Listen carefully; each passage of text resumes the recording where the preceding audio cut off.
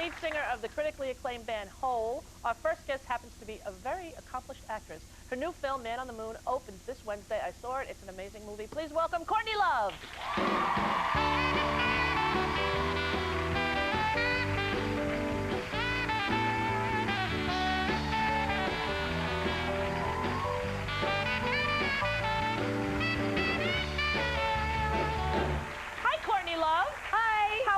I'm good. Can I tell you something? What? You are a lot taller than I imagined. Really? I thought you would be tiny. You're friends with Madonna, right? Yes. She's short. She is? Yes, that she is. And also Drew. I thought you were the same size as Drew. She's short, too. She's short, too. How tall are you? I'm about 5'9". There's not a lot of tall, famous people. No, that's true. Women. Not women. Yeah. Unless athletes. Yeah. Yeah. You got black schmutz. Can I get it off your lip? Please. All right, there you go. I don't know what it was, but I didn't want it to get in your mouth. I was late coming out here because I had to wait for my Starbucks, but I figured out a way to really annoy people at Starbucks. I know this is the nice show. Yeah. But this is... I know, you're not really known for your niceness. No, No, I mean, you're not known for meanness, but you're not known for niceness. But I know you must be nice because you're a mom, and you know, you gotta have some... Oh, no, Courtney, no, please. No, this is on the wrong track. No. When you go into Starbucks and they want you to order, yeah. You say, and they want you to have verde or grande, you say, I'll have a medium. Because I don't live in Rome. Exactly. So what's the point of that? So you say, I'll have a small. They get really, really freaked out. No, kidding. do you want a verde or a verde grande? I want a medium. You know that I have never had a cup of coffee in my life. Really? Can you believe that? That's great. It's not for any kind of health reasons. I just never like the smell. But it's okay that yours It's a very grown-up smell. Is that what it is? That's what it is. You want to be mature early, and so you start drinking coffee. Well, you know, my Nana used to drink coffee, and I didn't have a mom, so I had to make the coffee for my Nana and carry it over to her from the stove to where she used to sit every day. And I would spill it, and then the smell would stay on my clothes. So I think it's a psychological thing for me. Okay, thanks for sharing. Yeah, I feel close to you already. Oh, can I share? Yes, go ahead. I had this, you know, I did my genealogy, and I really, for years, thought I was really Irish, as evidenced by... Your Irish tattoo. Irish. But I'm not. What are you? A lot of Jewish. You're Jewish? I never would have known that. Did you know you didn't know you were Jewish growing up? I assumed it. Are you adopted? No, my mother was adopted, and her mother was adopted. Oh, so you didn't know? No, so I went and I just started doing my genealogy stuff. No kidding. Yeah. Now, did your mother ever try to meet her birth mother? Yeah, she did meet her. She's an author. She wrote children's books. She wrote Paula Fox, and she wrote two Caldecott award-winning. One's called the One-Eyed Slave, and one's called the Slave Dancer, and one's called the One-Eyed Cat. They're like famous. No kidding. Yeah, she's like a famous author. And how did it go? Did it go well? When I met her, yeah. I met her on Passover. Yeah. Well, not a lot of people in my family are good looking. Yeah. And so she is. She looks like Lauren Bacall. She's tall. She still smokes. She's 70. Really kind of. I was really into it. Big feet. Yeah.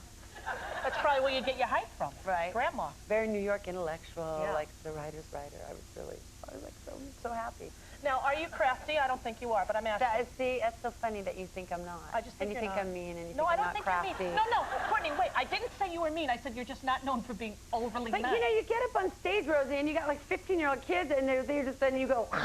Yeah. And then everyone thinks you're mean. No, you're not. No. And then you're mouthy. And then I'm mouthy though. Yeah, you're a little mouthy. You're a little mouthy. You have a little bit of a rep. But I know you're nice because I'm good friends with Drew, and you are good friends with Drew. She's one of my best friends. And she wouldn't be having an unnice friend because she's very nice. Yeah, but she's got a dark side. Do you think? Oh yeah, that's totally. Don't you? I'm sure you do too. No, I don't. Liar! I have no dark side. Just be quiet, Courtney. You're scaring me. I knew you would. I knew you got a dark side. Oh, come on. If I have it, I try to banish it because I don't enjoy going over to the dark. You know what the thing about being friends with a nice person is? What? That's perceived as really nice. When we go to restaurants and we get really pestered, she can't say buzz off, and I can. Exactly. See, I've made a niche for myself where it's okay for me to go, you know what? Go. Yeah. And see? Drew's like, thank you.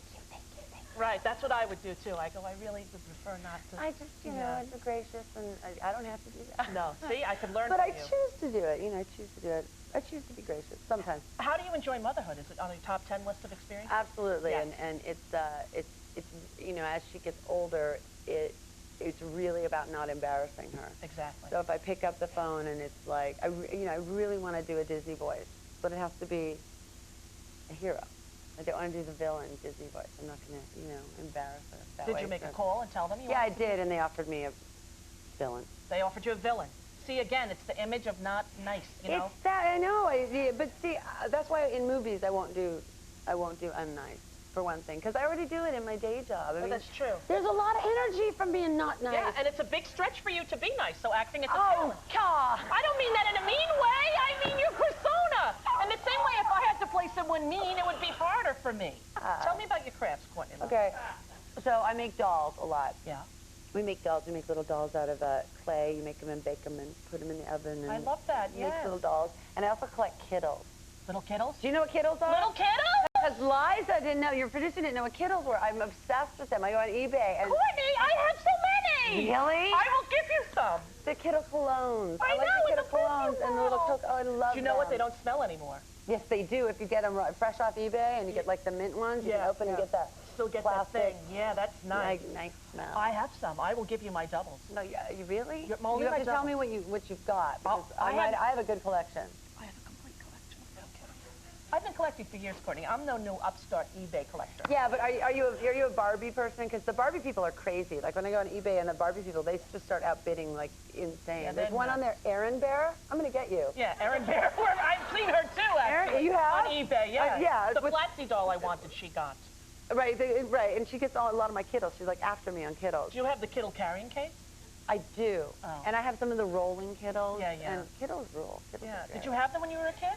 I had one because we were hippies, and so Kiddles were capitalists. Oh, understood. We didn't have So I that got problem. a used one. You got a used Kiddle. And but it smelled. It still had still that smell. smelled, So yeah. when you grow up, you want to get all the stuff you didn't get. Yeah. Are you a hippie parent with your daughter? No. I mean, at one point we, in my family, we didn't have Christmas because it was Catholic. There was this book just published. I think it was called. It's called Wild Child, and it's about like people named Rainbow and Aphrodite. When I was born, my name was Love, and reading it really brought me to tears because it was about a lot of the 60s people and how they raised us and in communes, and so many good things came out of it, like I don't know when to be afraid. Right. I lived in a teepee. Right. So I didn't know really about mainstream anything. And we weren't allowed the Flintstones. We weren't allowed Sonny and Cher. So I'd sneak out to do it. But then great things also came, like values of feminism and values of, you can do anything. So that stuff was good. It is a great balance. I was the opposite. We had only capitalism.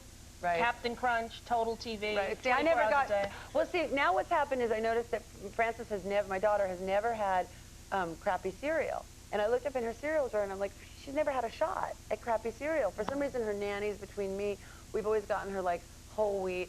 And I said, Frances, you know what? You need to go get some crappy cereal. Exactly. You can get like one a month. Yeah. So she went out and I took her down the aisle and there's Count Chocula, Captain Crunch with Crunch Berries. Not interested. She went for like Applejack. Applejack's is good. It's good, but it was a little pedestrian. I wanted her to go for like the big cookie ones. Yeah, you or wanted something. like Cookie Crisp. She was yeah, so those are good, deprived, too. and somehow Yeah. this tradition of whole wheat had been passed on to my daughter. If you're ever busy, drop her at my house for the weekend. I'll satiate all her junk food needs. And my son would love it. It's about trying to get her to have them. Yeah, It's yeah. something I seem to have passed on from the hippie. I have friends who have kids, who raise kids that way with all, and they come to my house and my son, they're always like, it's like an amusement park to them because there's Disney videos all the time, there's any junk food you want. And one little girl looked at my son and said, I can't believe this place. And he looked at her and goes, it's like this every day. Like, didn't he hit the lotto? Well, we're going to take a break and come back with Courtney Love and tell you all about the movie, which you're wonderful in, by the way, after this break.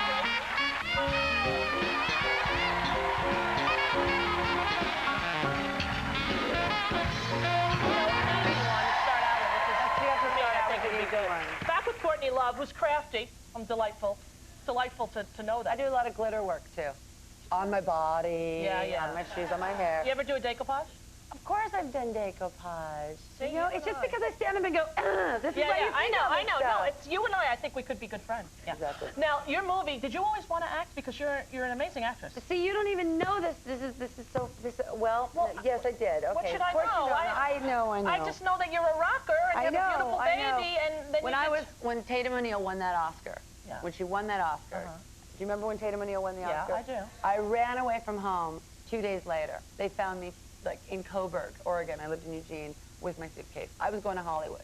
And I asked my mother, put me in there's a school called Interlochen, which I found out by the time I was 6 or 7. Yeah. I wanted to be an actress. I wanted an agent, and my mother wouldn't get me an agent. But I started like kind of sneaking around and doing, because it was capitalist. I started doing commercials and stuff anyway in Portland, Oregon, and I went up for the New Musketeers. And? And I made the finals. And I went up to Seattle, and my stepfather actually helped me, kind of snuck me on the Greyhound. I went up by myself. I did some poem that was very similar to the lyrics I have today. It's like quite tragic. But for some reason, I made the finals, and I lost out to Lisa Whelchel. From the Facts of Life. Facts of Life. Oh, Blair, no wonder. I could have been a Musketeer. I'd have gotten in none of that trouble. No, you're right. And so at that point, I just said, you know, fine, I'll get a guitar. Yeah. I'll get a guitar. And then you became a rock star, yeah. Right. And then when you're going for that, you know, you want to be, you're like, okay, what's going to be my claim? I'm the angriest girl in the world. Yeah, okay, that works. That works for me, except now I'm not the angriest girl in the world anymore. So I'm waiting to see, I'm trying to get in, where's the new angriest girl in the world? Because I'll be there with the tiara and the stamp. Yeah, and you're the going to give it red away. pen. Come on, what about that young key. Fiona Apple? She's angry. She doesn't, she's great, but she doesn't. Yeah, she You got it. Right, yeah. It's okay. about, you know, right, I mean, Sheryl Crow's a huge rock star, but she doesn't.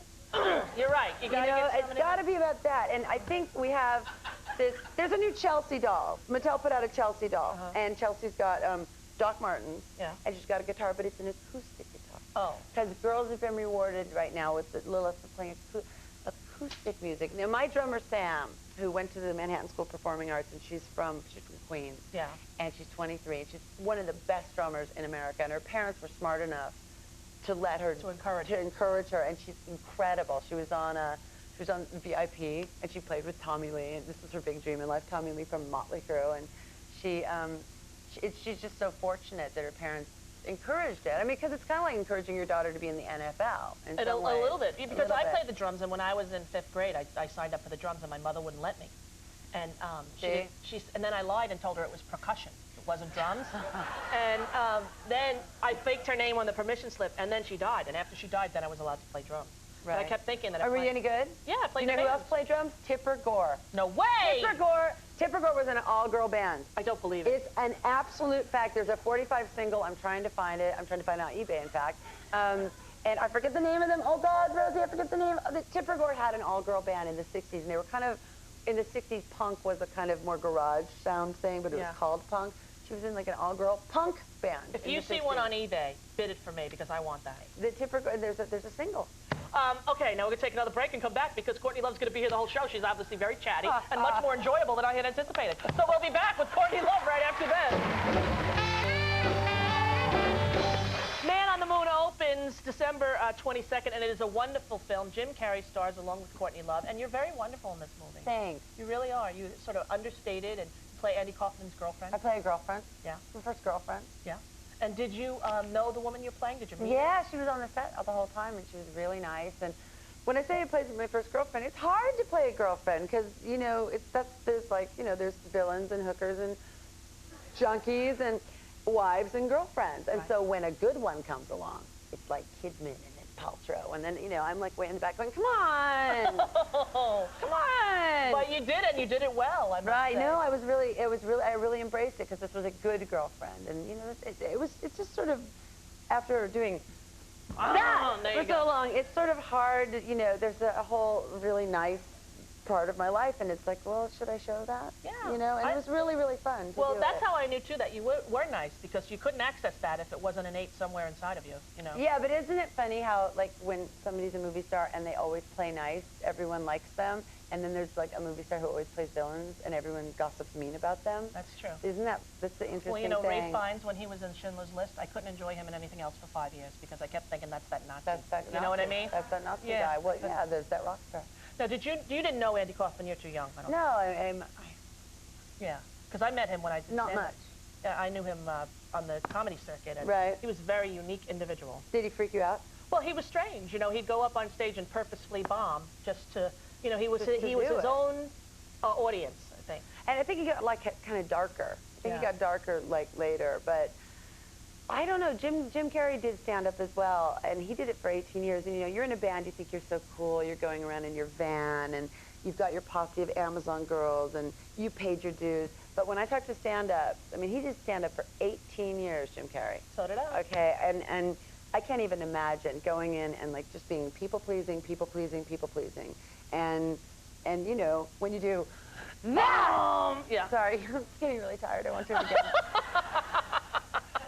You don't have to people please, you know, so much, because you can provoke and you can mess with, and you know, you can be grouchy.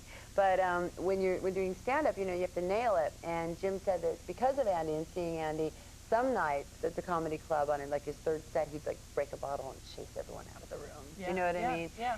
And he was, I think he had a real Andy Kaufman had a real childlike view of the world, and then it got darker and darker and darker, like when he started wrestling women and stuff like that. But why this movie is a really great examination, and why I think it's great for kids, is because there's a real age of conformity, I think, that kids are going through right now, like 8 to 14-year-olds, and it's really, you know, individuality is sort of looked down upon, and this movie kind of can make you feel like, you know what, I think I'm gonna, I actually was like, I think I'm just gonna wear a bear suit to the premiere with no makeup. Right, to make the point that he not made. as a cry for help, and no, but in not as to make friends with Joan Rivers or anything, but just cause. That's what he would have done. You know, right. or I think I'm just going to go to school with antennas on my head and not be popular, just cause. Right. And there's something really great about sort of following your own drummer. We have a clip from Man in the Moon with Courtney Love. Do you know which one this is? No. This when he's sick, or no? I don't know. Before that? I don't know which one it is. The beginning. Okay, take a look. This is Courtney Love in Man in the Moon, Jim Carrey. Right. Courtney Love, it is a delightful film, and you're wonderful in it. You really are. And it's Milos Forman, who is one of our best filmmakers working today. It reminds me a little, it's sort of like Cuckoo's Nest and sort of like Amadeus. It has that the same feeling of a little of the glee of Amadeus with the like weird darkness. It's definitely an epic film, and I think that Jim's going to get a nomination, don't you? Am I allowed to say he better? Yeah. Okay, you said it. Courtney Love, it's delightful to meet you. Likewise. Thank you very much for being here. We'll be right back.